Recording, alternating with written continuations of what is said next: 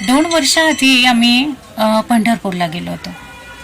आणि खरं सांगू ना तर पंढरपूरला नुसता बाजार दिसला देवांचा, देवाच्या मूर्त्यांचा, त्याला लागणाऱ्या टाळ, विणा, वस्तू, हार, बुक्का, तुळशीमाळ वगैरेंचा.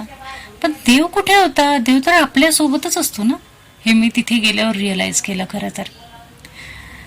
म्हणून मला असं वाटतं की देवाला तुमच्याकडे यायला लावायचं असेल ना, तर तुम्हाला त्याच्याकडे जाण्याची गरज नाही.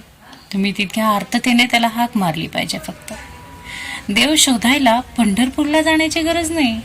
मनात खरी भक्ती असेल तर देव स्वतः तुमच्यापर्यंत चालत येतो, माहितीये. आता 2 दिवस आधी मी कुणाशी तरी बोलत असताना शेवटी त्यांना चिडून आणि कंटाळून एक वाक्य बोलले होते, जे हरिपाठातलं आहे.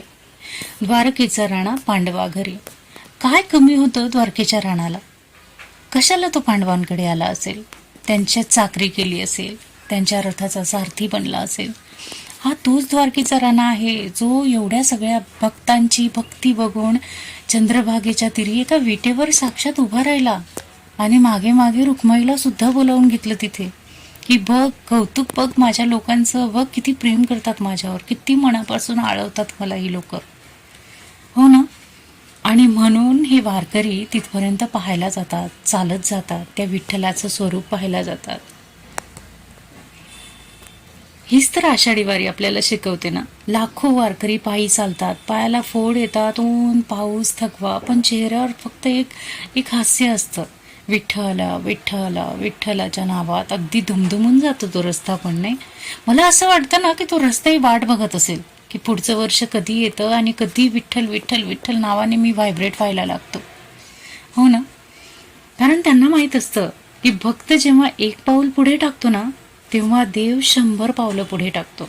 आणि इतिहासात अशा कितीतरी घटना आहेत. आता तुकाराम महाराजांचंच बघा ना, जेव्हा त्यांच्यावर संकटे आलीत, जेव्हा त्यांच्या अभंगाच्या गाथा नदीत फेकल्या गेल्यात, जेव्हा देवाने त्यांच्या भक्तीचा मान ठेवला. भक्ती कधीच पडत नाही, माहितीये, तर ती अधिक तेजाने परत उगवते. आणि पुंडलिक आई वडिलांची सेवा करत होता. स्वतः भगवान विठ्ठल त्याला भेटायला आले, पण पुंडलिकाने सेवा सोडली नाही. तर एक वीट पुंडलिकाने पुढे सरकवून दिली आणि काय, साक्षात द्वारकेचा राणा त्या विटेवर उभा राहिला. कारण खरी भक्ती म्हणजे फक्त मंदिरात जाणं नाही, तर आपल्या कर्तव्यालाही पूजा मानणं आहे. हे देवांनी सुद्धा आपल्याला रिअलाइज करून दिलंय की नुसतं मला पकडून नका बसू. जे तुमचे कर्म आहेत ना, तुमच्या कर्मासोबतच मी आहे जोडला गेलेलो कुठेतरी.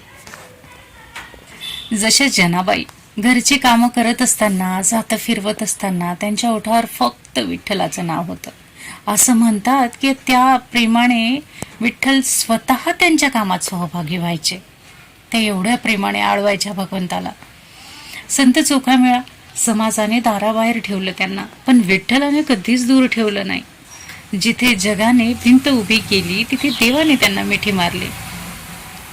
संत मुक्ताबाई वयाने लहान होत्या, पण विचारांनी अगदी महासागर होत्या. त्यांनी शिकवलं, अहंकार संपला ना की देवाशी अंतरही संपते आपलं.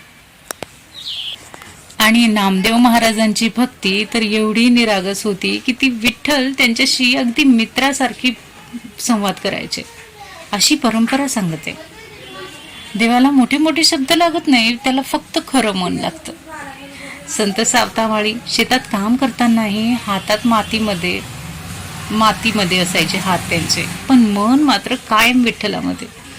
म्हणून त्यांच्यासाठी काम आणि भक्ती ही वेगळी नव्हती. आणि हेच मला सांगायचं आहे की या सगळ्या संतांमध्ये एकच कॉमन क्वालिटी होती की त्यांनी देवाला शोधलं नाही, त्यांनी देवाला स्वतःच्या देहामध्ये हरवून टाकलं, स्वतःच्या कामामध्ये, स्वतःच्या कर्मामध्ये हरवलं.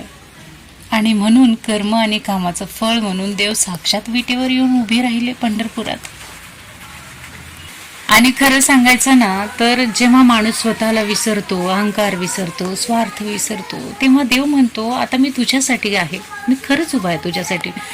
बिकॉज समवेअर मला असं वाटतं की तेव्हा आपल्याकडे असलेले जे सगळे पात्र असतात ना, स्वार्थ अहंकाराचे वगैरे, ते सगळे रिकामे झालेले असतात. जे आपण ओव्हर थिंकिंग करतो, खूप स्वार्थ बघतो प्रत्येक गोष्टी स्वतःचा, ह्या सगळ्या गोष्टींना आपण सोडून, जेव्हा सगळं काही सोडून आपण हताश होतो, देवाच्या मागे लागतो आणि देवाला आळवतो ना, तेव्हा आपली सगळी ही जी भांडी असतात ना, रिकामी झालेली असतात आणि ती भरण्यासाठी स्वतः देव तिथे उभा राहतो. हो ना. आणि देव म्हणतो, मी आता तुझ्यासाठी आहे. म्हणून या आषाढी एकादशीला फक्त उपवास करू नका हा. मनातील रागाचा उपवास करा. फक्त वारी चालू नका, मन सुद्धा विठ्ठलाकडे चालू द्या. आणि फक्त टाण मृदंग वाजवू नका, आपल्या हृदयात प्रेमाची लय सुद्धा जागवा. कारण टाळ मृदंगाचा आवाज जोवर हात चालतात तोवर चालेल, नंतर काय. आणि ॲक्च्युली देवाला तुमचं भजन पूजन, देवाला तुमचा आवाज नको असतो. देवाला हवं असते तुमचं मन किती शुद्ध आहे, ते मन हवं असतं देवाला. आणि लक्षात ठेवा, जेव्हा भक्तीमध्ये तुम्ही पूर्णपणे लॉस्ट होता ना, तेव्हा भगवंत स्वतः तुम्हाला शोधायला येतात. आषाढी एकादशीच्या आणि पंढरीच्या वारीच्या सर्वांना मनापासून शुभेच्छा. रामकृष्ण हरी.